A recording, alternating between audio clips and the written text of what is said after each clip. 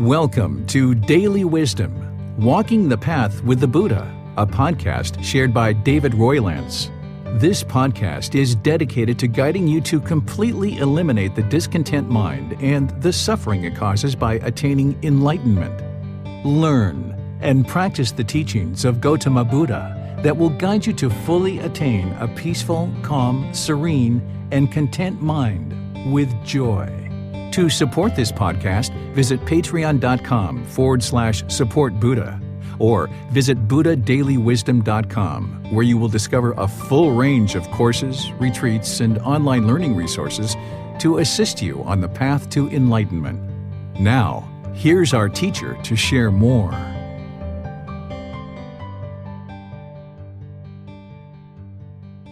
Okay, I'm going to go ahead and get restarted with this next topic.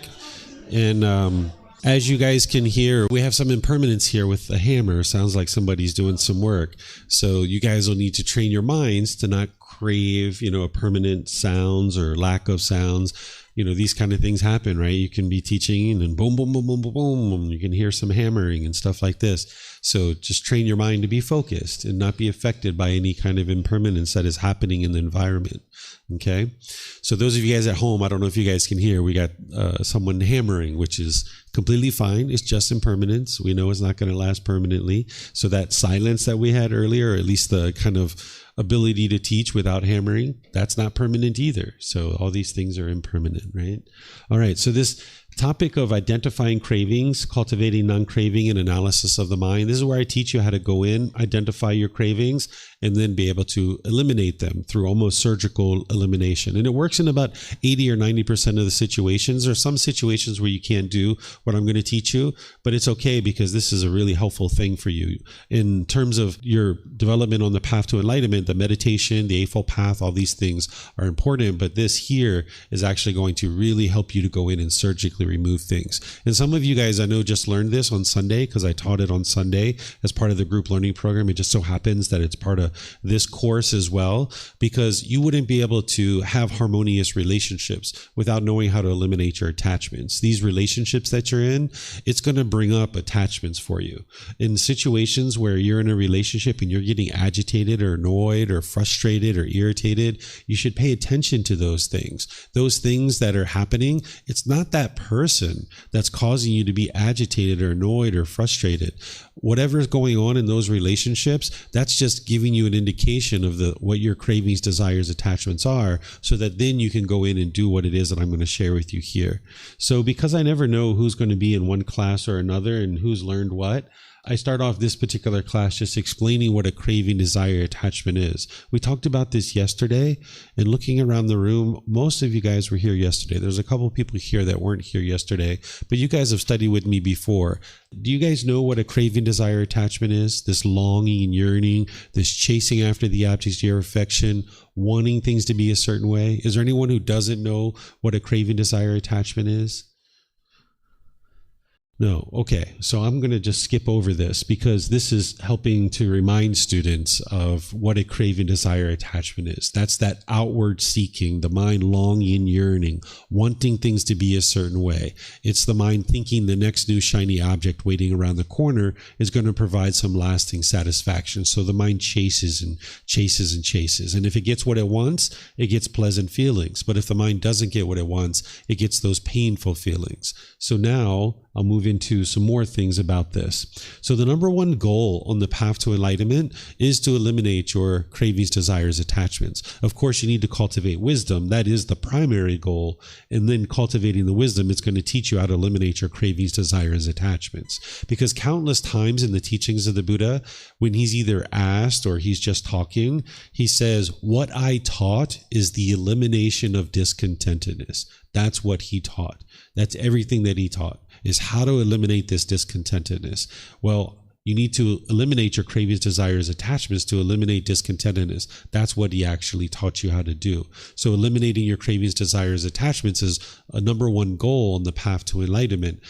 But how could you eliminate these cravings, desires, attachments if you didn't know how to identify them? That's what this particular little class is going to teach you how to do, is how to identify them, because you wouldn't be able to actually eliminate them if you couldn't identify them. And sometimes a teacher is helping you identify your cravings, but you need to be able to develop the skill and ability, just like you develop the skill and ability to do meditation. You need to develop this ability too, to look inward and be introspective and be able to understand what's going on in your own mind. That's part of developing your mind, because someone can't get into your mind and tell you exactly what your cravings are. You're going to need to be able to identify them yourself. So just like you meditate and you've been developing that skill for a particular period of time, you're going to need to develop this skill too of how to identify your cravings.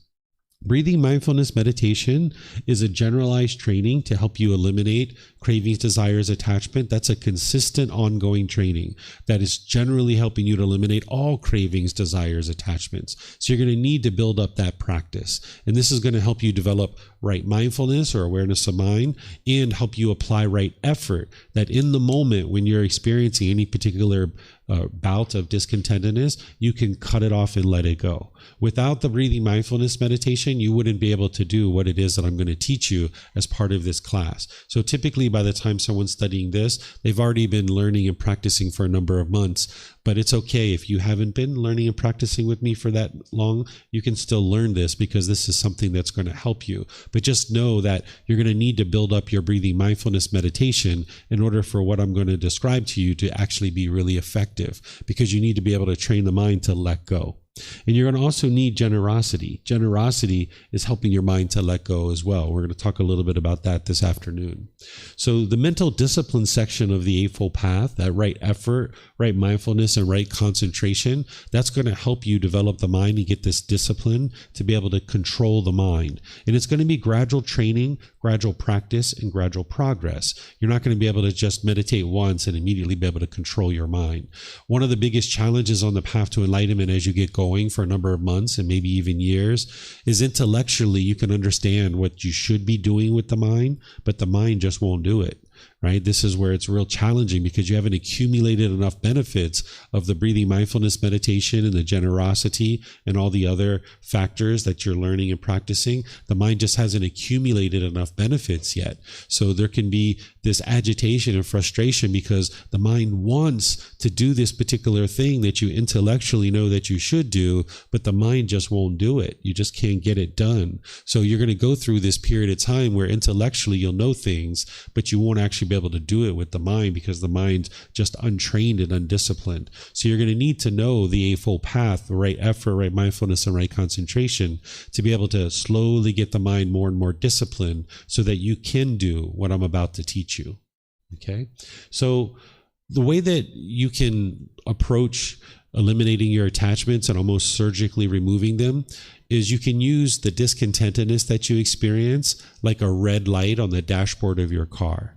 If you had a car and there was a red light that came on the dashboard, you would probably pull over and you would probably check it out. You would either pop the hood yourself if you have some skills to kind of look around and see what's going on, or you might take your car to the mechanic and this person has more skills than you and they'd be able to figure out what's wrong with it and maybe even fix it for you, right? So this is what you would do with a car. You wouldn't keep driving that car with that red light on. You wouldn't just ignore it. You would pull over and investigate and figure out what's going on.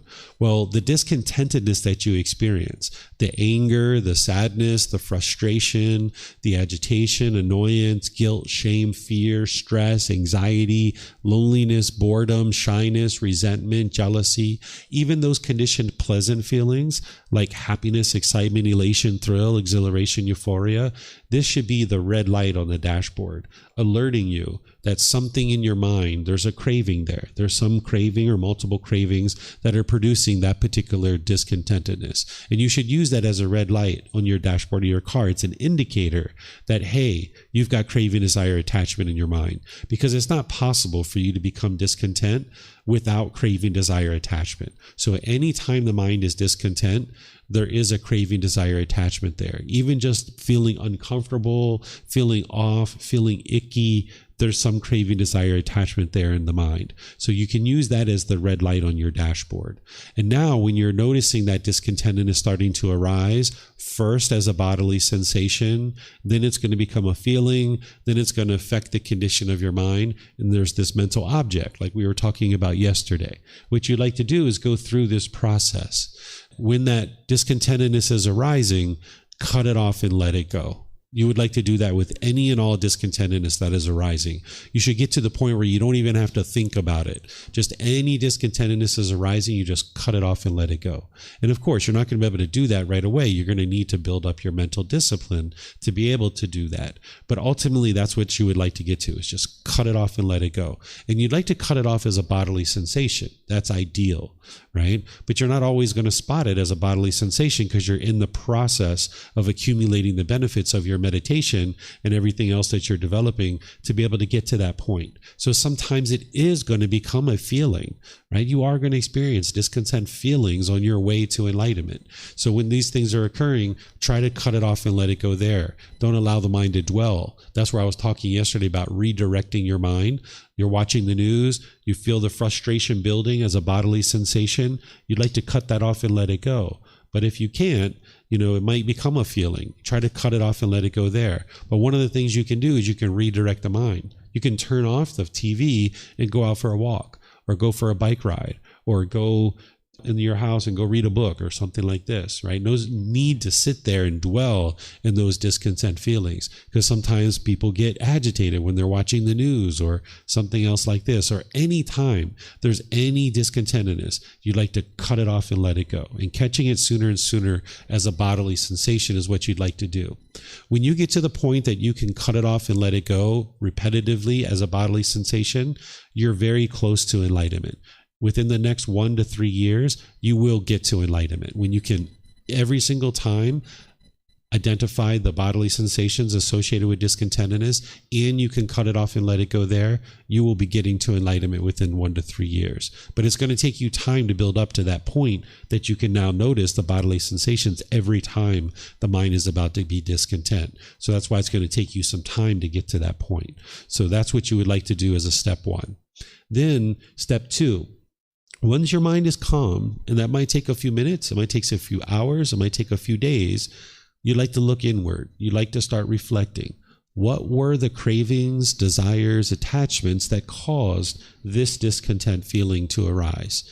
Even if you cut it off as a bodily sensation, it didn't become a feeling, but there was something in there that was causing that to arise. And you'd like to look inward and start to reflect and figure out what that is. What are you attached to? There's something the mind's longing, yearning for.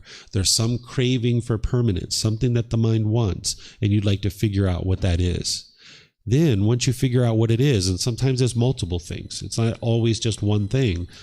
It's oftentimes more than one. Once you figure out what that is, then you move to step 3, which is you develop a specific plan to eliminate this particular craving, desire, attachment. Oftentimes putting the mind in the situation that it doesn't want to be in. And I'm going to give you some examples to help you understand this. But all the while, you would like to be practicing breathing mindfulness, meditation, and generosity every day. You would like to do 2 or 3 meditations per day for 30 minutes or more, gradually building up to that. And then each day, you would like to be practicing generosity, some form of generosity, giving and sharing more than is strictly required in any given situation without any expectation of anything in return, such as your time, effort, energy, and resources. You're going to need to be doing that each day, frequently, right? So find the middle with your generosity and gradually work towards building up your generosity. That's going to train your mind to let go. All right. And then after you've put together this plan and you're executing this plan, you're going to need to repeat this process for each incident of discontentedness as it's arising in the mind. And you're going to need to seek guidance with the teacher in some cases to be able to identify your cravings. Sometimes you're going to need to come to me and say, hey, David, I had this discontentedness happen the other day. Here's the cravings, desires, attachments that I think that are in there. And here's the plan that I'm planning to actually do. Does this sound reasonable to you? Is this what you would typically do? And then I'm going to either say yes, or hey, think about this, or consider this. Or you might come to me and say, hey, David, here's some situation. Here's the discontentedness that I experienced, but I can't figure out what the cravings, desires, attachments are. Can you help me figure this out? Right? And that might be what you need from me. So you're going to need that several times before your mind actually is able to develop this skill. You're going to need to develop the skill to identify your cravings. But maybe 2, 3, 4 times you do this, you'll have the skill down. You'll be able to start looking inward. But I've even had students sometimes after even studying with me a year or so, there's a particular situation where they'll contact me and say, hey, this particular thing happened. Can you help me figure out my attachment? So you can always contact me at any point and I will help you to be able to look inward to figure out what is it that your mind's craving. Okay, so I'll give you some examples of how I use this so that you can see how it works. And then we can maybe have a little discussion, a little group activity where if you'd like to share some of your situations that you've been in, then I can help you to see that you've identifying your cravings and that you're able to put together a plan to eliminate this from the mind. So there was a period of time where one time I left my home and I was driving a car and I reached down and went for my phone and it wasn't there. Right. And I got this fear, and this fear came up in my mind. And I happened to be at this red light. Actually, I happened to be at a stoplight. Right. And I was at this stoplight and this fear came up. And I was able to cut it off and let it go right away because I'd been practicing up to that point. And then right away I started reflecting. I was like, what's the mind craving here? What does it want?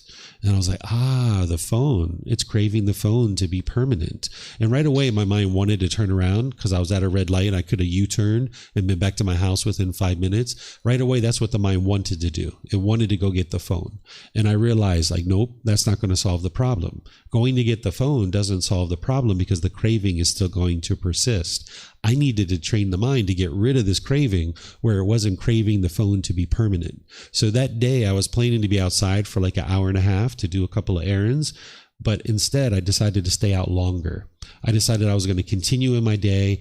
I went to have some food. I went to the movies. I went to do a whole bunch of things. I stayed outside for like 5 or 6 hours, elongating the amount of time that I was outside because I needed to put the mind in the situation that it didn't want to be in. It didn't want to be outside without the phone. So I needed to put the mind in that situation and train it to let go and that this phone isn't permanent. So after 5 or 6 hours of being outside, I eventually went home. And when I went home, I didn't just run to the phone and check out the phone. I actually went home. I think I watched a little TV. I got some more food. I maybe played with my son or whatever else I did. And then maybe 30 minutes, an hour or so, 2 hours, I went and got the phone. I checked it out. Right. And I was like, okay, now I waited about 2 or 3 days. And then I did it again. I intentionally left the phone at home this time. And when I intentionally left the phone, I wasn't scared. I didn't have any fear when I went outside, but I noticed some agitation. The mind wasn't comfortable. It just was like, it just kind of wanted the phone. But I went ahead and went outside. I did all the different things I was going to be doing and all that kind of stuff. And then once again, when I came home, I didn't just run to the phone and check to see, what was on the phone. I just left it there, did other stuff. And then 30 minutes, an hour, 2 hours later, I went and looked at the phone. And then I did this again. I did it like 2, 3, 4 times. And then I was pretty confident that I had eliminated the attachment because after, 3, 4, 5 times of doing this, I didn't notice any discontentedness in the mind. I was perfectly comfortable going outside without the phone. But then about 2 months after that, I accidentally left the phone at home again. And I reached down for the phone and it wasn't there. And I was like, oh well. And I just kept on going. I didn't even give it a second thought. And there was no discontentedness. There was no fear. There was no agitation or anything. So I was convinced at that point that this attachment had been eliminated from the mind.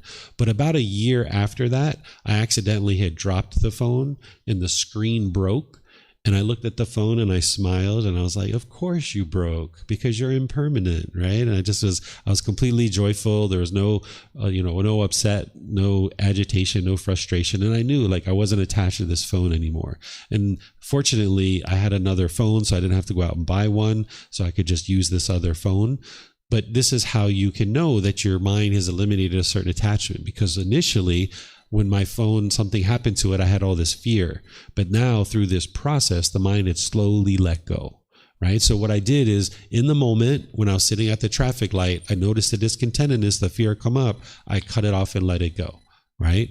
Then I reflected and looked inward and said, what are the cravings, desires, attachments here? The mind's craving that phone. It's longing, yearning. The attachment isn't the phone itself. It's not the object. It's the mind longing, yearning for it and wanting it to be permanent. So when I realized that, I decided to put my mind in that situation where it didn't want to be, which is outside without this phone. Then when I came home, I didn't go to the phone right away. I didn't long and yearn for it. Instead, I continued to develop this plan to put the mind in this situation. And I did this over multiple days, multiple sessions. I went outside without the phone. And then I did that multiple times until I was at the point where I could tell the mind had eliminated its discontentedness. So there's a good chance that you're attached to your phone. If you pick up your phone a lot, if you check your messages, if when you misplace your phone, your mind is all shaken up, you're like, where's my phone? Where's my phone? Where's my phone? Your mind's attached to your phone. So you already know that. So I would suggest you go right to developing this plan. Sometimes leave your phone at home. Go outside without your phone. Depending on how old you were or are, you might have already done that when you were a kid, but now you've gotten attached to the phone. Because that was one of the things I had to remind myself. I was like, why am I so scared? When I was a kid, I didn't have a mobile phone. I used to go outside all the time without a phone. It wasn't until I was about 19 I got my first mobile phone, right? So I used to go outside without a mobile phone. Why do I need one now, right? So put your mind in that situation where you go outside without your mobile phone, right? And do this multiple times. And then when you come home, don't check it right away. This is how you get liberated or free, right? When we talk about fetters, this shackle around your ankle with a chain and a ball, that's essentially what you've got. When you have this craving to your phone, you've got this shackle. You're shackled to this phone, right? And you're maybe constantly looking at it and wondering, what's on there. So if you leave it home and you go out for an extended period of time, this will train your mind to let go. And it'll probably feel uncomfortable as you're doing this, but you need to walk through the fire in order to appreciate the fresh air on the other side. You're going to have some painful feelings to get to enlightenment. I describe this like the mafia, right? If you join the mafia, it's going to be really happy when you join. Perhaps you've got all these new friends and all this protection and all this ability to make money. But when you walk out of the mafia, it's going to be painful, right? It's going to be painful to walk away from it, right? So it's the same thing, that your mind has already got these cravings and you're already getting certain pleasant feelings from looking at your phone constantly. So when you start separating from this phone, it's going to be painful, right? And you're going to need to experience that. That is your karma. That's the results of your decisions of having had these cravings, that you're going to need to walk away from it, just like walking out of the mafia. And it's going to be painful as you're doing that. But on the other side of that, that's where the fresh air is. That's where the joy and the peacefulness is. If you're constantly attached to this phone and you can only have pleasant feelings when you got your phone in your hand, this is where your mind's not liberated. You're tied down. You're burdened. You have this fetter where you're attached to this phone. So to get liberated and free from it, you're going to have to walk through the fire in order to appreciate the fresh air on the other side. So there's going to be some painful feelings walking out of the cravings, desires, attachments. For those of you guys that know about the Wizard of Oz, right, the yellow brick road, there was problems along the yellow brick road, right? There was issues that had to be dealt with. It's not just this wonderful journey on this yellow brick road. And while there's definitely enjoyment on the path to enlightenment, there's some real struggles and some real challenges. And the Buddha teaches you, don't shrink back from those struggles, because if you run away from the struggles, you're just going to ensure that they continue. But if you turn around and you walk towards the struggles and the difficulties, this is where your mind can cultivate wisdom, you can learn, and you can grow. But if you run away from a struggle, you're just ensuring it's going to happen again and again and again, because the mind hasn't cultivated the wisdom that it needs in order to overcome it. So where you're in a relationship and you're getting triggered in a certain relationship, your cravings are getting triggered, that's like a really good relationship for you, potentially, depending on what's going on, right? Because that person is like a little like a little teacher. Right? They're like a little teacher. They're showing you like, hey, I don't like it when you say that. I don't like it when you do this. I don't like it when you do that. Those are all your cravings, and they're helping you to see those things. And you can use that as insight. So when you're noticing discontentedness arising, that's the red light. That's showing you, hey, you got a craving, desire, attachment there. Cut that off. Cut it off. Cut it off as a bodily sensation. Then when your mind gains its composure, look inward and reflect and figure out, what are the cravings, desires, attachments? And sometimes it's multiple, right? And then put a plan together to put your mind in that situation so that then your mind can be trained to let it go. And then continue to do that plan until you see that the mind doesn't have any discontentedness associated with that particular thing anymore. Okay, so this is the process. Any questions on this? Once you identify a craving, does it make any sense to try to explore or to reflect on why you have that craving, or just cut it off? Just cut it off. The first one is just cut it off. When you're reflecting and looking inward, you can uncover the cravings. If it helps you to look at it, like sometimes like your childhood or things like this, but at the end of the day, you still need to get it out of the mind. It doesn't really matter. What's happening is the mind is holding on, it's clinging, it's craving, and you got to get rid of it. Whether it came from your childhood or it came from that boyfriend-girlfriend relationship or some boss or some situation, it doesn't really matter at the end of the day, because you got to get rid of it. But if it helps you and it's like, oh, wow, yeah, that relationship, I did pick up that craving. Oh, yeah, I shouldn't do that anymore. If that helps you and it helps you to cultivate wisdom so that in your new relationships, you're not doing that, sure, go ahead and do that. There's no harm in doing what you said, but just understand that you don't have to figure that out in order to get liberated from the craving. Thank you. Mm-hmm. Every day I experience anger and frustration when I watch the news, but I'm addicted to news every day, and I don't understand this behavior. I don't know if I should stop watching the news. Okay, this is perfect. This takes us into the next part, which is I'm going to open up to you guys to have a group activity where you can share some of your experiences where you're getting discontentedness, and you can either share, this is the situation, these are the cravings, desires, and attachments that I think it is, and this is the plan that I think I should do, and then I'll help you with that. That's one approach. You could also say, this is the discontentedness, this is what I think the cravings are, but I don't know what I should do in order to solve it. Or you might just do like what you're sharing is like, hey, I just get discontent here and I have no idea what's going on, and what should I do? So that's what I'm going to help you with. So thanks for kicking this off. So any of you guys can share the same kind of thing. So if you are watching the news and you're getting discontent, what is probably the case, and this is where you need to look inward, is you have a craving, a desire, attachment for the world to be a certain way. And when you see the news and it's not that way, your mind's getting discontent. Like maybe you want all children to be safe, or all politicians to function this way, or is that the one, the politicians? I saw your hand, right? So that you want people to be a certain way. There's a craving, desire, attachment, and they're not going to be that way. It's not possible for everyone to be the way you want them to be, right? So what I would suggest you do, and this is going to be challenging for you, but this is what I had to do too, because I used to get angry at the news as well, is completely go away from the news for an extended period of time. Probably 3 months, 6 months, maybe even upwards of a year. That's what I had to do. I went away from it for an entire year. And then don't worry, you're going to be informed. People are going to tell you. When you go to work and when you do things, people are going to tell you what's going on in the world. So you don't have to worry about that. So don't watch the news, right? So do that for an extended period of time. But all the while, be practicing breathing, mindfulness, meditation, generosity, training your mind to let go. And then at some point, your mind, you will have some confidence that it's potentially let go and that you think that this craving is gone. I would say minimum of 3 months, probably upwards of 6 months to a year, it will let go, right? And then you can slowly integrate the news back into your life, because there's no harm in watching the news and being informed. You just need to get rid of the craving.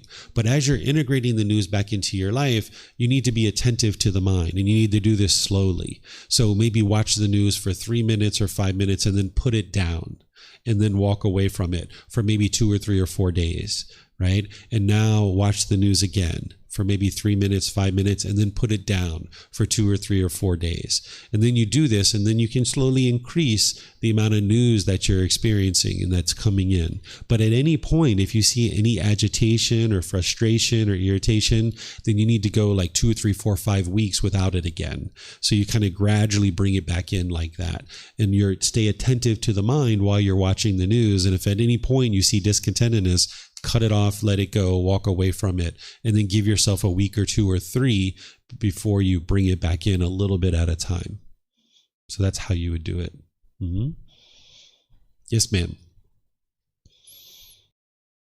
Same situation, right? I probably the first thing I woke up is get the news. Mm-hmm. I think there's two. One is I want to be informed. Mm-hmm. I want to know what's going on in the world and in a certain deep discussion.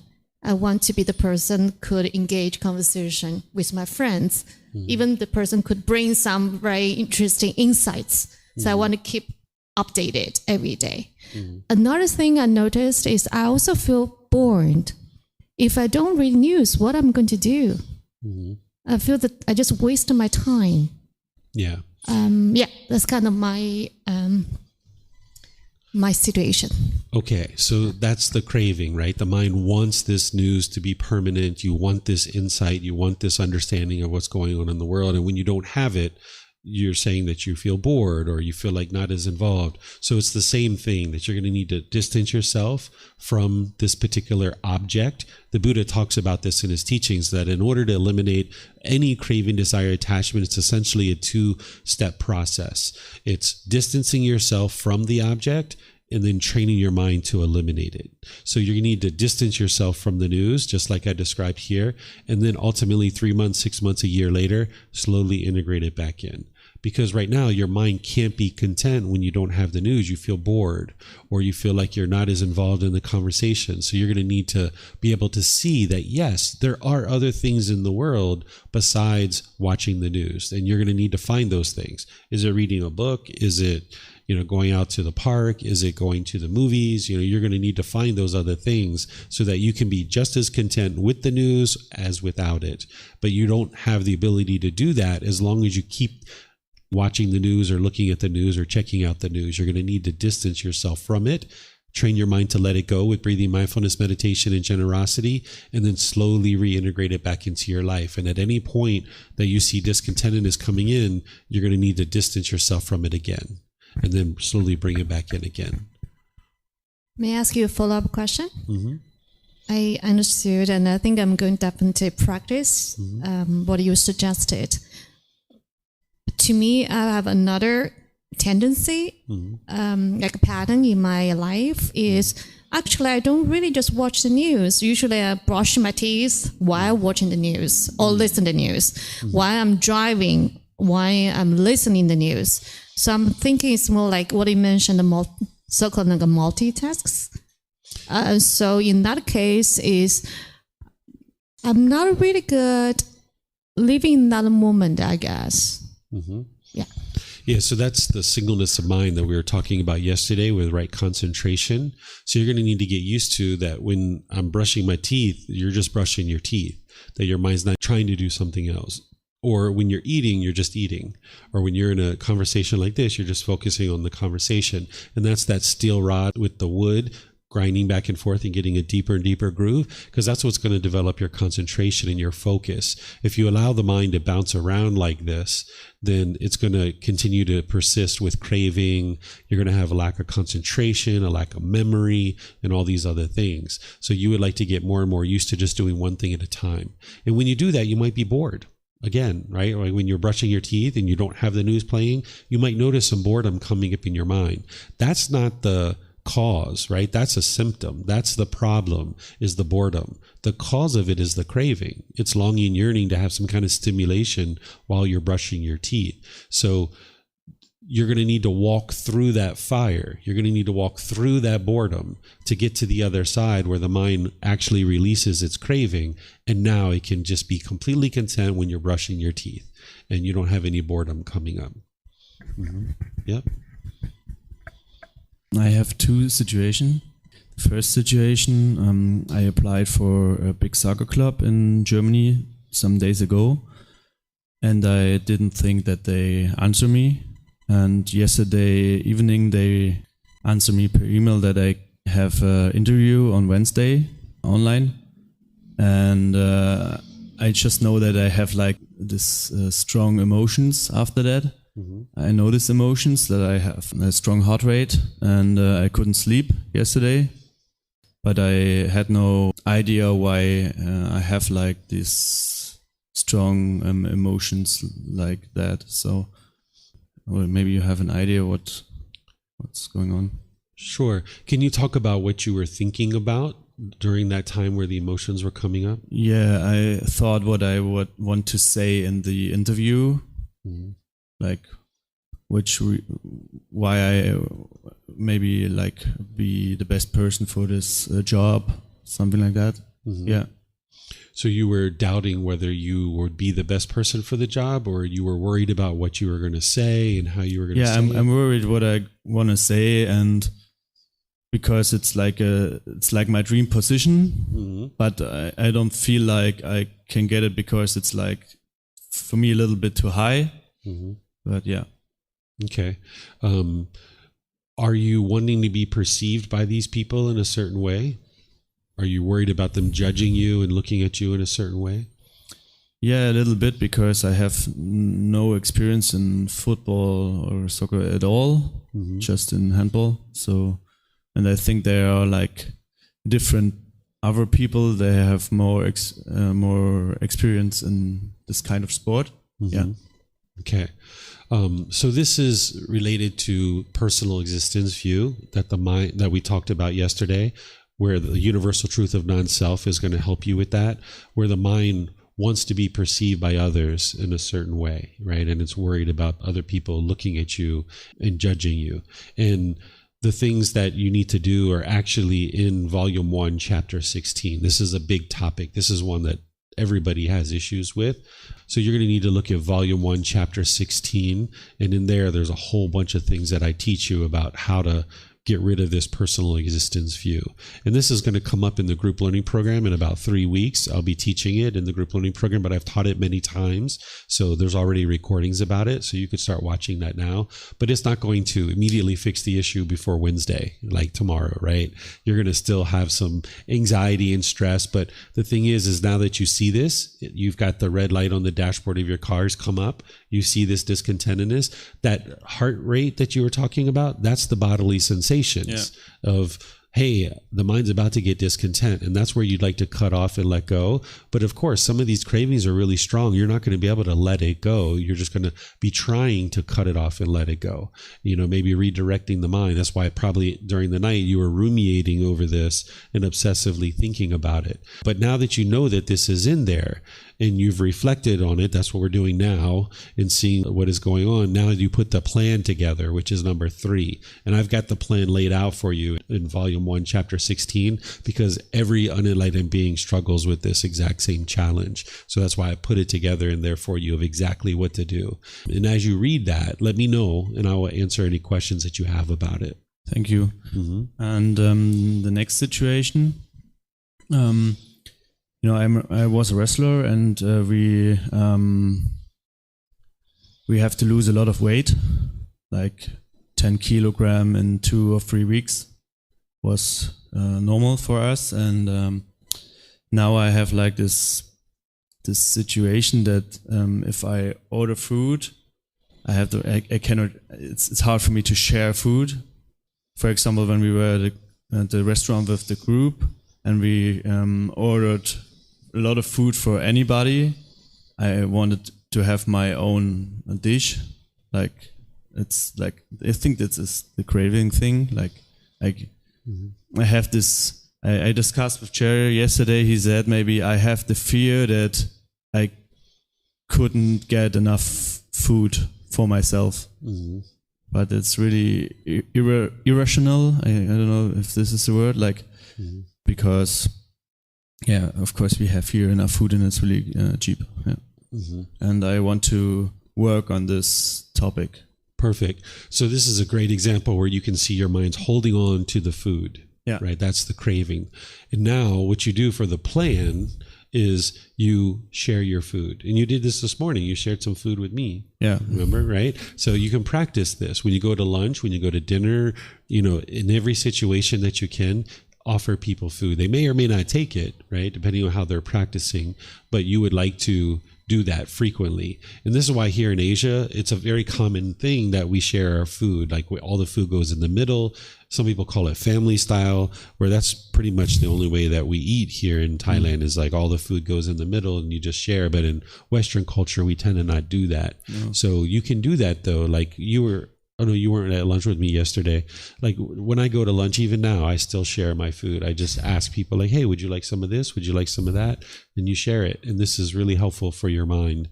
So anything like whatever you're eating, you can offer. And you can even do things like buy a little bit of extra so that you can share. Like when I go to this trip on Fridays, I take students to this tour. I think you went to the tour. I usually will get a bunch of extra food just so I can share with others. So you can do those kinds of things too. Is this something what I should do like my whole life from now on? Like, yeah. Yeah, you'd like to practice generosity. The Buddha talks about how important generosity is, and you'll see it to be true too as you're practicing it. And I noticed this too, that a lot of generosity. You're going to need a lot of generosity to train your mind to let go, not just of this craving, but all your cravings. You're going to need generosity with. So this one is pretty straightforward because your mind's holding on to the food and you can easily share your food, and this is going to help you. And if you need to order a little bit of extra food to be able to share food so that you have the food that you need in order to sustain your health, then do that too. You can do those kinds of things. And you can even do things where like you buy a bunch of food and give it away to an orphanage, or you buy a bunch of food and give it away to a homeless shelter or something like this. Those are things that you can be doing as well. This could be good. Thank you. Mm-hmm. Yeah, you're welcome. My issue is that I get very frustrated and angry with the way people walk, pedestrians. I walk very quickly, I think. And if people aren't walking on the correct side of the sidewalk, or if they're walking like 4 in a row, or if they stop suddenly, or even the way cars or bicycles are passing me, I just shoot dirty looks at them. So I don't have this problem when I'm driving or biking, but I have it when I'm walking. Okay. All right. So this is one of the ones that falls into that 10 or 20% category where this is actually going to happen for you naturally. Whenever the discontentedness is coming up, do step number 1, which is cut it off and let it go. You can reflect and see that your mind's craving for these pedestrians and these bicyclists to do things a certain way. That's your craving, desire, attachment. But then in terms of the plan, number 3, that's going to happen for you automatically. When you go out on the street, people are going to be doing all kinds of things that are going to potentially trigger this. That's what you're essentially doing. You're trying to trigger your cravings so that when the discontentedness is coming up, you can cut it off and let it go. So your mind is going to be in this situation because as you walk through the world, there's going to be countless people coming and going and being around you. So you won't have to induce this, which is what we are talking about here essentially with step number 3 is inducing the triggering of the craving, because it's going to happen for you already. So you can just continue to do what you're doing, which is go out on the street, walk through the street, and then if you notice any discontentedness arising, just cut it off and let it go, and cut it off and let it go, and cut it off and let it go. And then you already know your craving, and your plan is that I'm just going to keep going down the street, going to keep walking on the street and continue to do this, and life will happen. People will do things that you wouldn't particularly care for, and you're going to have to just understand this is impermanence, that not everybody's going to do things a certain way.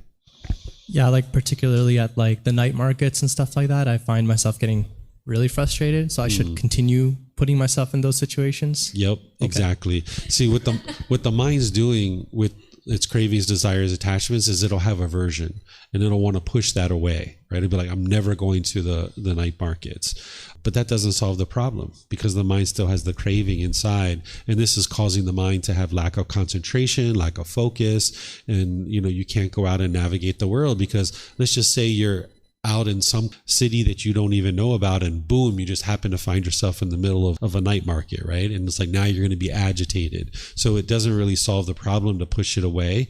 It actually solves the problem to put the mind in the situation. But the mind's going to have a tendency to not want to do this. It'll want to push it away. So you would like to slowly integrate the mind to be comfortable whether you're in a night market or you're not, or you're walking down the street and other people are around or not. So the mind needs this exposure. They actually call this in Western therapy that they call it exposure therapy, right? And this is how the mind can get healed from these kinds of things. So yeah, go do those kinds of things. Mm-hmm. Yesterday we talked about how I was considering like a job offer and that, there's like a part of me that it's like I know what the quote unquote answer is. I mean, I'm not excited for it. It doesn't serve, my higher purposes, whatever. But I guess the question has to do with I believe that there's an addiction of some sort or an attachment to things that they should look a certain way, or that the North American definition of success is, kind of been taught over and over again with just being in that society, right? So, but there's a part of me that's still kind of holding on, and I'm not sure if it's from a place of seeking certainty or quote unquote safety in doing the familiar, even though it's like a guaranteed unhappiness, doing it. But it's like, there's almost a part of me that just feels like it's kind of hijacked this system of sorts, whereas like I try to escape it, but it's like a rubber band. It kind of goes back to the shape, like it pulls, me back in. So I'm currently trying to work through that. The answer is going to be no.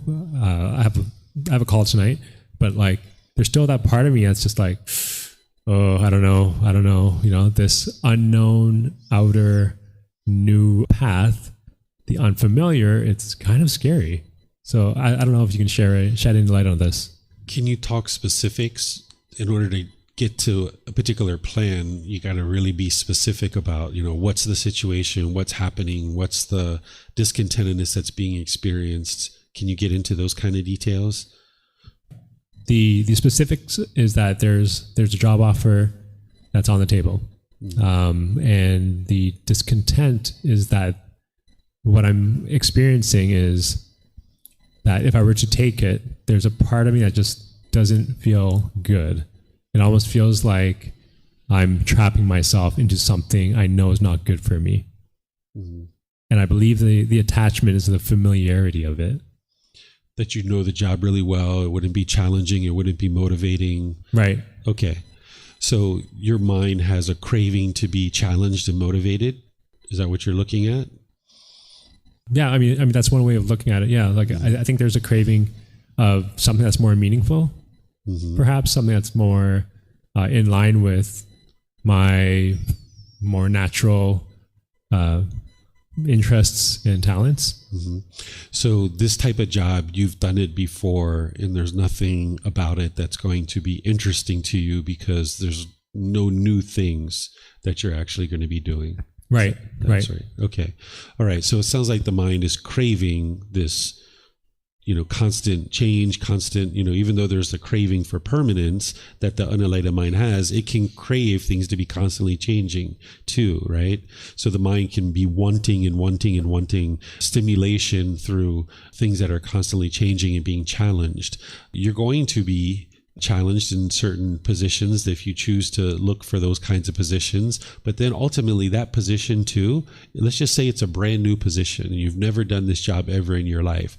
Within a matter of a year or 2 or 3, you'll probably master that particular job, right? Because you've done it enough times. So you're going to need to get comfortable with, there's going to be certain times where I'm growing and I'm learning and I'm understanding and I'm challenged in a particular area, but then I'm going to eventually master it and I'm going to know it inside and out, backwards of my hands. I can't always be having a job that's going to be something new, because otherwise you're just going to keep jumping around, hopping from thing to thing to thing. So you need to find that thing, that job, that livelihood that you feel enthused about and you feel like, hey, if I master this, I would still enjoy doing it. Because I had this same thing too at one time where I wanted constant challenge, constant different things and moving around from job to job to job. But now, like with the Buddhist teachings, like some of you guys hear me when I teach in class, it's the same examples, it's the same description, it's the same talk that I give in each one of these classes about a certain topic, but I just thoroughly enjoy giving that topic. There's nothing challenging for me anymore in teaching the teachings of the Buddha, because it's the same teachings. It's the same thing that I need to say to every single student as they tell me what their challenges are. There's little differences from student to student, but it's the same exact teachings. So you're going to need to get to the point of getting a certain skill, being comfortable with that skill, know that you're doing it really well, and be comfortable in doing that and still be enthused and motivated to do it. This isn't something that you need to put together a specific plan for, other than to figure out what is it that motivates you? What is it that you're enthused about? What is it that you will have ambition around? And then understand that you're not looking for passion, because that's one of the things that you've said when we were talking about your job is like, I just don't have the passion for this job. And that's sometimes what we think that we need for a job. But when we talk about passion, that's craving, desire, attachment. That's what that is. So if you're looking for a relationship with passion, or you're looking for a job with passion, that's going to burn out. And then you're going to be left with this job that you otherwise don't like, or you're going to be left with this partner who you otherwise don't enjoy being around because the passion has burned out. And that's why we call it the three fires. That craving burns out, and now you feel bored and miserable in this job or in this relationship. So you're not looking for something you have passion about. You're looking for something that you're encouraged about, that you have motivation about, but it's not the passion that you're looking for. So be attentive to that. I have a second thing as well that I'm curious about. Mm-hmm.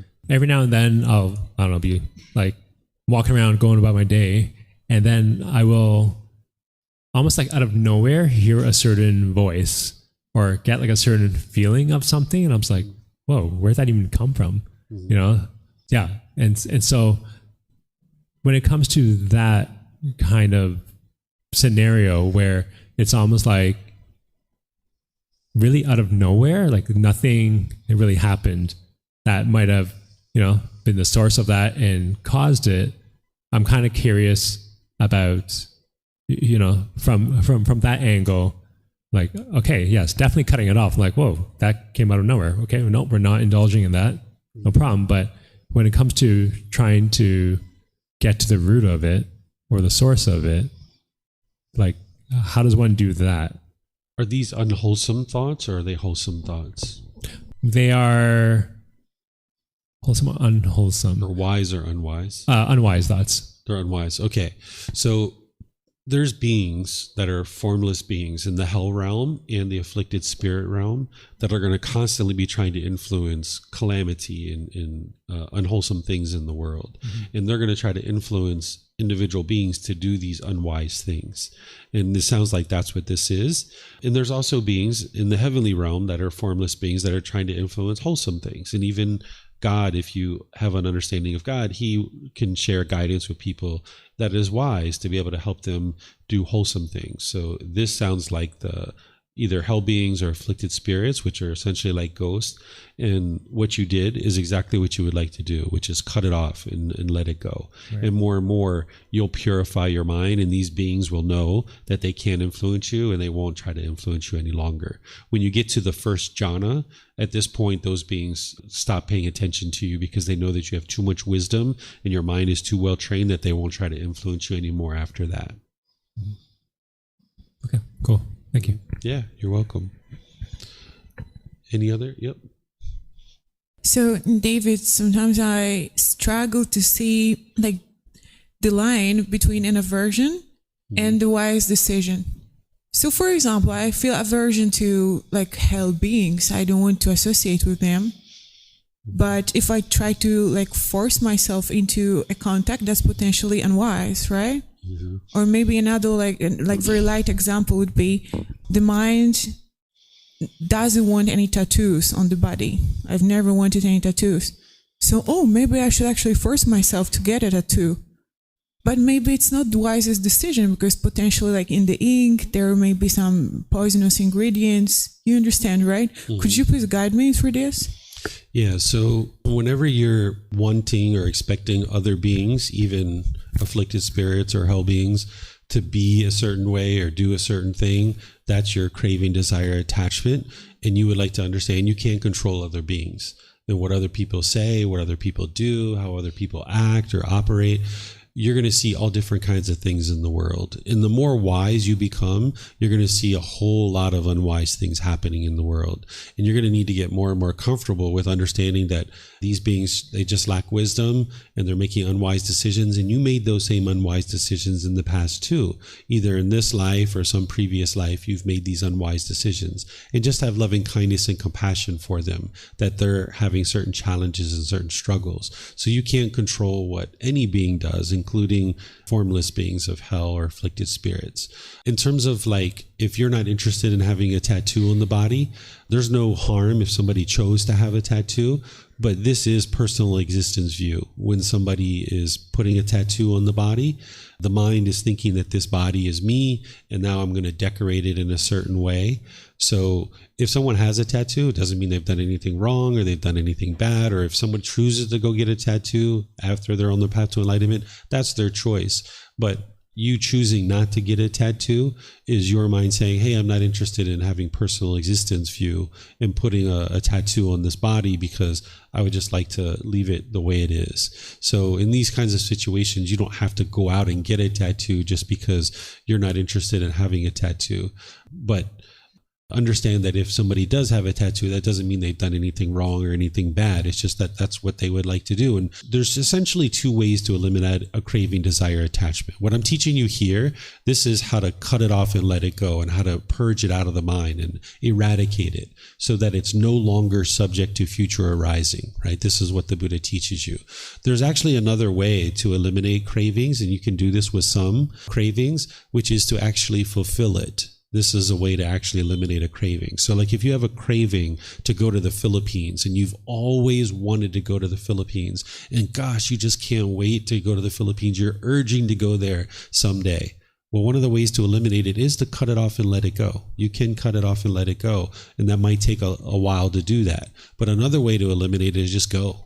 Just go to the Philippines. You're not harming anybody, right? You're not harming anyone to go to the Philippines. So just go to the Philippines if you like, check it out, walk around, do all the things you're going to do. And you're like, all right, been there, done that. I don't have that craving anymore. That's one of the ways to eliminate it. So some people have a craving for a tattoo. You don't have that, but some people do.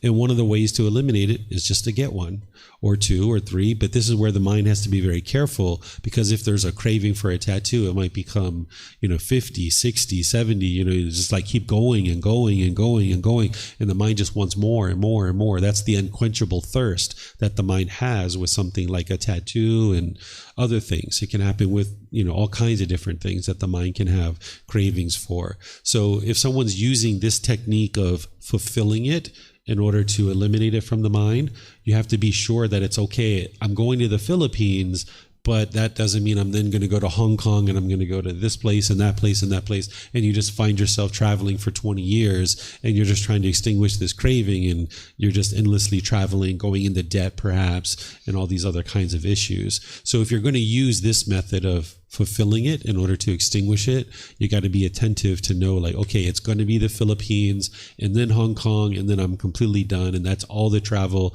I ever need to do. It doesn't mean you won't ever travel, but those are the places you have a real burning desire to go to, and that's how you extinguish those cravings. So in your situation with the tattoo, you're not interested in getting one, I would say just don't get one then, and then you'll be fine. Yep. One thing I'll add, though, that might be actually helpful for this, I just thought of it. You could get a temporary tattoo, right? Like one of those ones that rub off after a while, or like a henna. You know what a henna is? Because maybe the mind doesn't want something on the body. You could get one of these little temporary ones and just kind of see how it works and train the mind like, hey, it's okay. It's just temporary. Every tattoo is temporary. Right? They're all impermanent. Even the ones that have ink, they fade, right? And eventually the skin's going to dissolve and that tattoo is going to be gone. So they're all really, truly temporary tattoos. But I would suggest maybe getting an actual temporary tattoo that is only going to be there for a week or two. And that'll train the mind to get over this discomfort. Mm-hmm. Anything else you guys would like to talk about on this topic? Oh, yes, sir. Those of you guys online, you guys can join the conversation as well by putting it into Facebook, YouTube, or Zoom, or you can raise your hand in Zoom and contribute to the discussion or get help if you'd like. Okay, kind of related to the last craving that we mentioned. It's like I have a craving for especially experiences that triggers like positive feelings. Mm-hmm. And I know that it's a craving because when I don't have them, I feel discontent. And that becomes particularly relevant in situations like, okay, now when traveling around Thailand, when my wife, friends are coming, I want absolutely everything that we do to be memorable somehow. So it has to always have to be, I wanted to say a happy ending, but maybe this is the right place to mention that. But that I kind of have that craving, like everything has to be perfect. Everyone has had fun, beautiful experiences, pleasant experiences. And if I don't get them, I feel like, damn. So I don't know what the plan is. I know I have the craving, but I don't have a plan. So should I engage in experiences that do not bring positive feelings? I have no idea. Okay. So yeah, this is one of those 10 or 20% things as well, that it will happen, right? You're not going to be able to be in a situation where every experience you have is a positive experience. So as you go through life, you will experience this for yourself. You don't have to induce this one. This isn't one that you really can induce. So the way these teachings work is you learn these teachings and you're growing and you're developing and you bring your life up to the point where you're practicing these teachings. And then you need to live your life for an extended period of time with those teachings so that then the mind can be trained to let these things go. Right. So before we were on the path to enlightenment, if you had an experience where it was a negative experience, you're just like, that was a negative experience and I don't want to do that ever again, or whatever your mind was doing. Right. Where now when you're learning these teachings and you're building up your practice, and now when you have a negative experience and you're noticing the discontentedness arising, you have the skills now to know to cut that off and let it go. And you have the breathing mindfulness, meditation, and generosity on board that you're practicing. So you're going to need to live your life for an extended period of time through these teachings in order to train your mind to let go of these kinds of things. And this one, it's going to happen naturally by itself. You're not going to have to induce it. Yeah. Okay. Any others that you guys would like to talk about? See if we have anything online. You have a question, Frank? Or something you would like to talk about? Is it this thing or is it something else? Is it about this? Relevant. It's about this? Yeah. Okay. It's connected to what I was previously saying about just out of nowhere, just hearing like a certain voice or a feeling. Because then there are times when I'm like, oh, that kind of sounds like something my dad would say, right? And so I think I'm curious whether there's a certain attachment or meaning or aversion or something that's still within where, it'll kind of just show up every now and then. And I'm like, whoa, that was a random, discouraging, feeling. And I'm not even doing anything relevant to that statement, Sorry, I can't really get more specific into that. Yeah. So with your mindfulness and your awareness of mind, whenever you see anything unwholesome, you'd like to cut it off and let it go. So if you're out and about in your day and this random thought from your childhood comes up and you even say this in your speech and you realize it was unwise, take note of that and then cut that off and don't allow the mind to do that in the future. The Buddha teaches you that if there's something that you're about to do and you know that it's going to cause harm to others, harm to yourself, or harm to both, then don't do that thing. And then he says, while you're doing something, if it's going to cause harm to others, harm to you, or harm to both, then stop doing that thing. And then he says, afterwards, when you've done a certain action or verbal action or so forth, he says, reflect on it. Did it cause harm to others, to you, or to both? And if it did, then don't do that thing again, right? Because anytime you're causing harm, this harm is going to come back to you. So these random statements that you're having, they're probably coming from your subconscious mind and they're just coming out, and you need to take note of that and then train your mind to not do those things, that you can restrain it.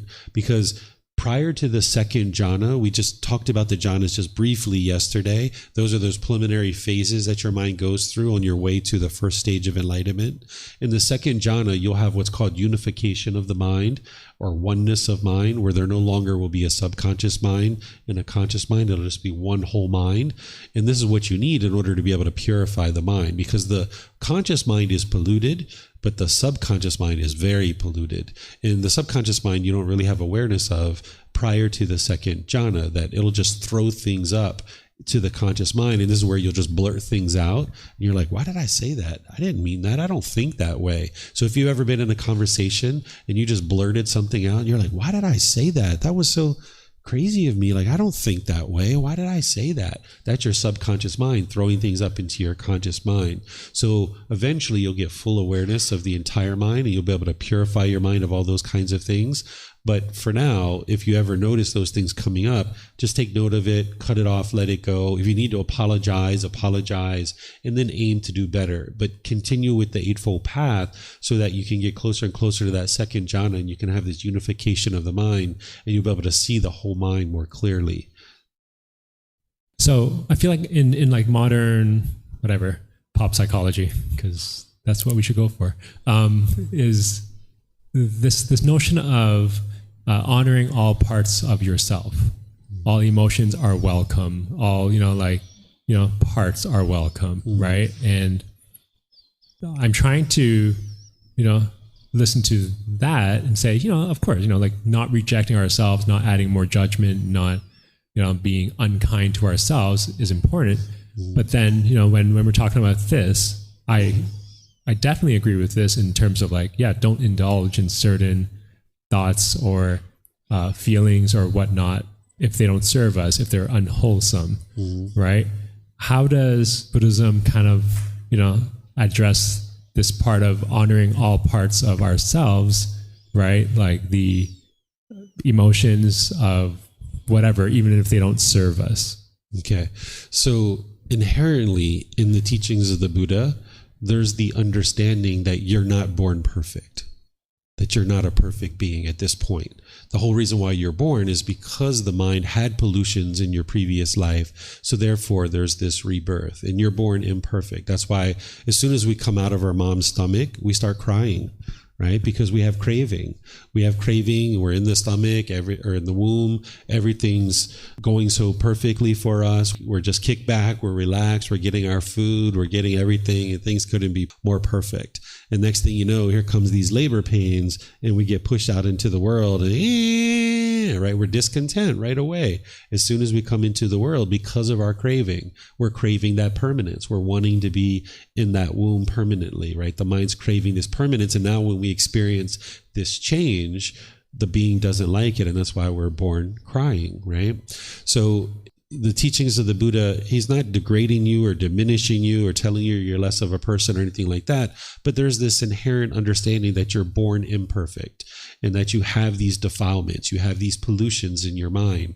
But now the goal is to understand what those are, understand the natural laws of existence around you, and now train your mind and purify it to get to the point where the mind is perfect, where this is a perfect being. An enlightened being is a perfect being. They're functioning perfectly. They're not causing any harm to anybody in any way. And now, because of that, their mind is completely peaceful, completely joyful, no anger, no sadness, no frustration or irritation.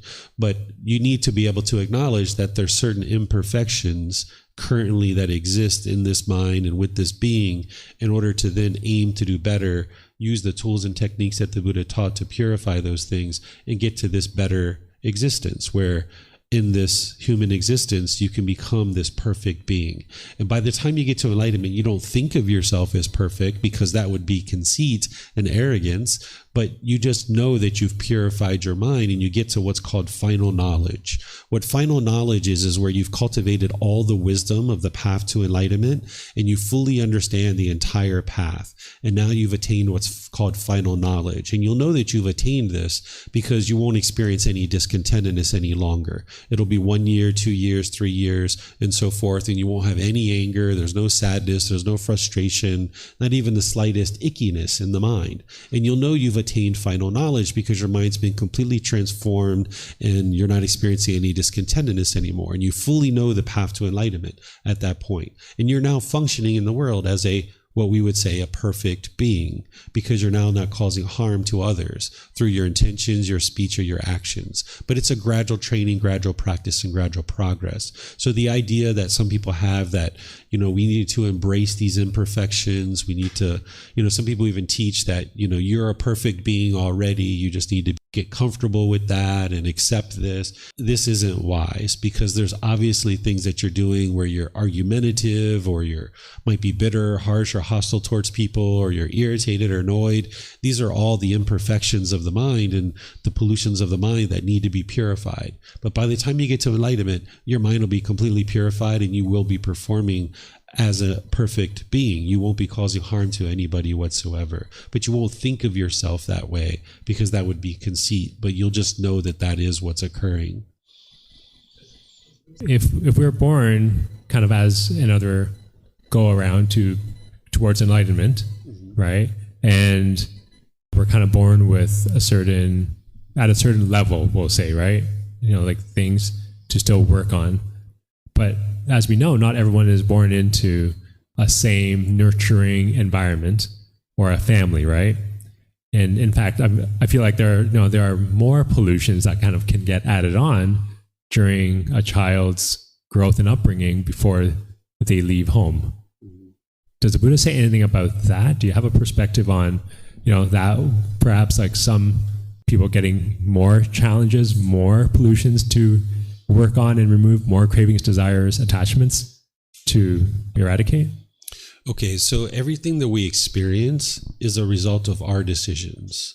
Oftentimes we blame other people in the unenlightened state for the things we experience, but everything we experience, wholesome or unwholesome, it's because of decisions that we're making. So any family that we're born into, this is a result of decisions that we've made in a prior life, that we're now born into this particular family. And now that we're in that particular family, we're going to experience certain things. There's no being that's controlling all of this. This is just cause and effect, cause and effect, cause and effect. It's our karma, or some people call it karma.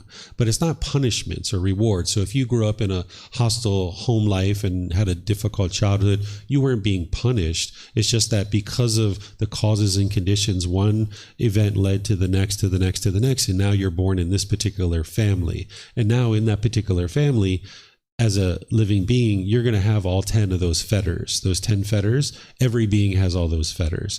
But the amount of those fetters that you have is going to be different from person to person. So someone could have more sensual desire than another. Somebody could have more conceit or ego than another. But these are all the results of your decisions that's coming to that, that's producing that.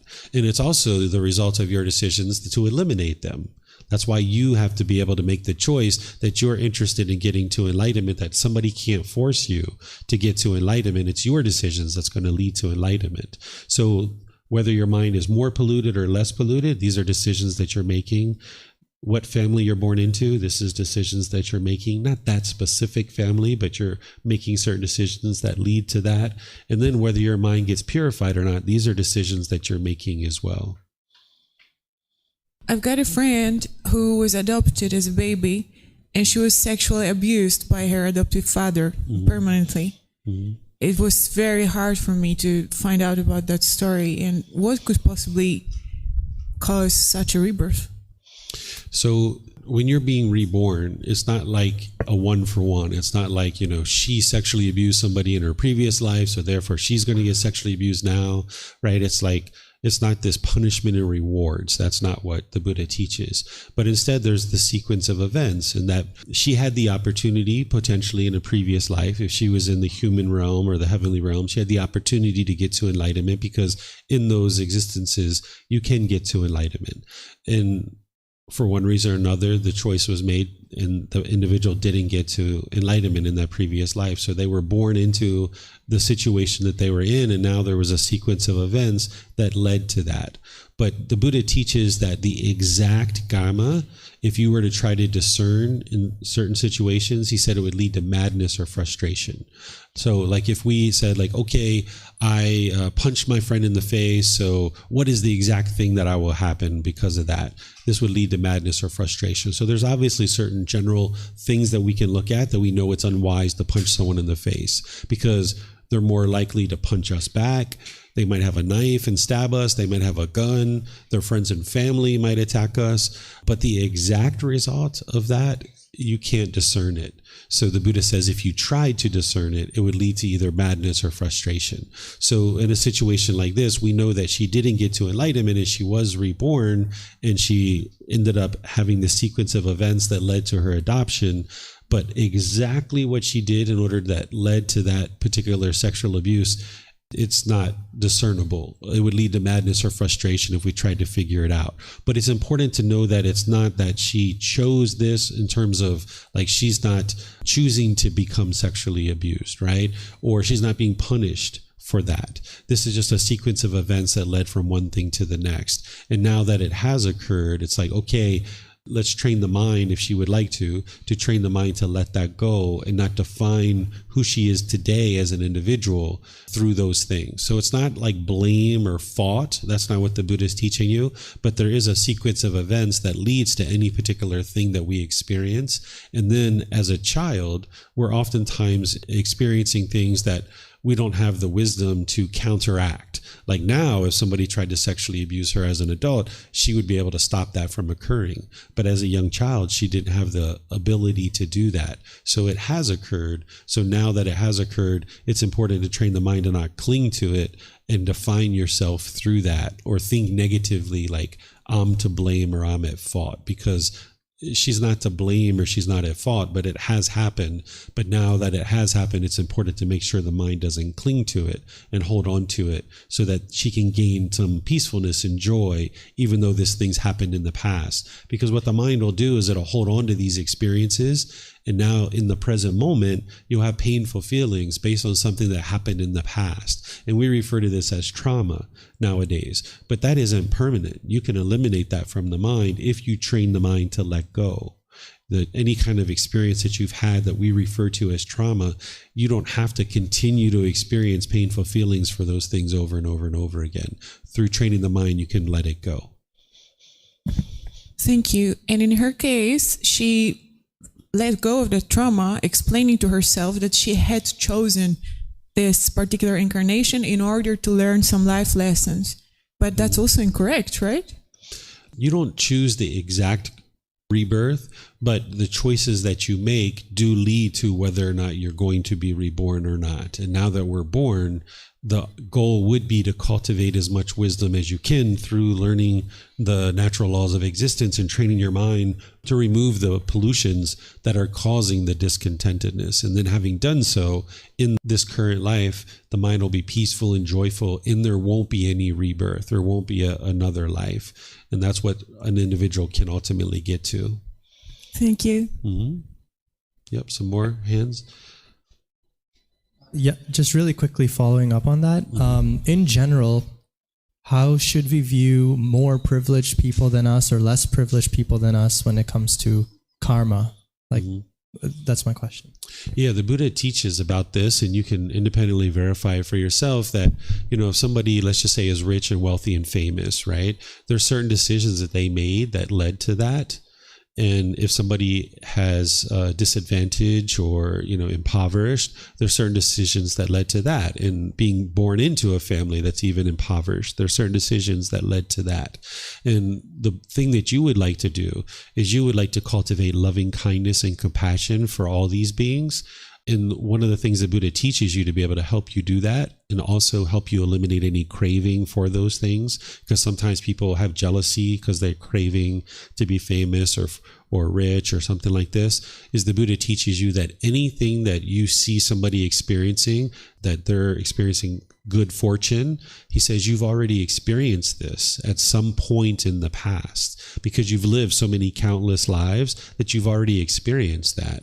And the same thing with misfortune too, that when you see somebody having unfortunate circumstances, he says you've already experienced that same thing too, either in this life or some previous life. So this can help you arise loving kindness and compassion for disadvantaged beings.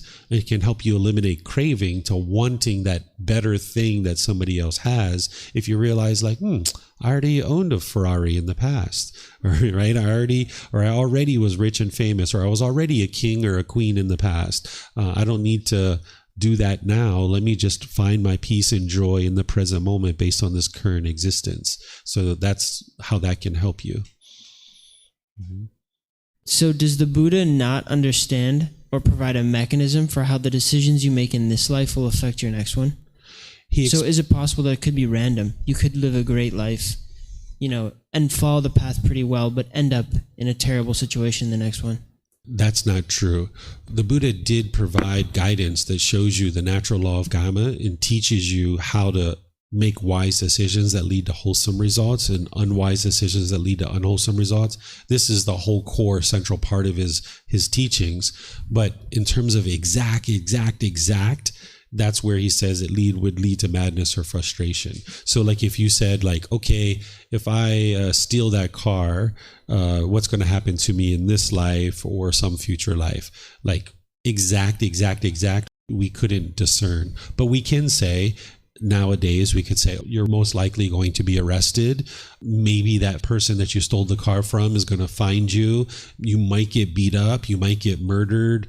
At the very least, people are probably going to steal from you. These are things that we can generally talk about, and we know that it's unwise to steal. So we can talk like that, and we can understand these wise decisions that lead to wholesome results and unwise decisions that lead to unwholesome results. But getting to the exact thing that is going to happen to you, if you do this, then this will exactly happen, that would be permanence. And we understand that that's not possible to have. But we can look at this as a collection of things that are potentially able to happen, either wholesome or unwholesome. We can look at that.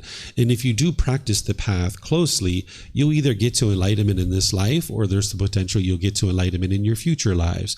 You can see that your mind is getting closer and closer to enlightenment in this life because your mind's becoming more peaceful and more joyful. That's one of the beauties about the teachings of the Buddha, is that you have indication in this life that what he's teaching you is the truth and it's working because your mind's becoming more and more peaceful. Where oftentimes what you experience is a collection of teachings will be, okay, believe all these things and then something great's going to happen when you die. But you have no indication in your present life whether those things are actually true or not because you're just believing them. You don't know what's true or false. But the Buddha is teaching you not to believe anything and instead learn, reflect, independently verify, and practice the teachings. And as you practice and you uproot these pollutions out of your mind, you'll see your mind becoming more peaceful and more joyful. So you'll have indications in this life that you're making wiser and wiser decisions and you're experiencing more and more wholesome results.